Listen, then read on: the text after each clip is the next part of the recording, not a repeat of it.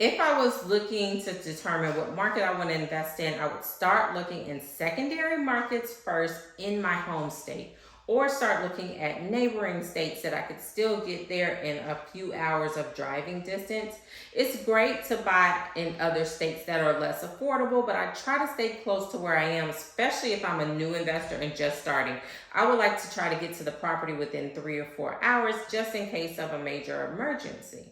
So, as you start looking in other states, start looking in states that have a lot of growth coming. You can do research on great states to invest in that are rental friendly and see if there's a lot of growth going on. And then, as you're doing that, you should start seeing ways to purchase in those states. Is it going to be tax sales?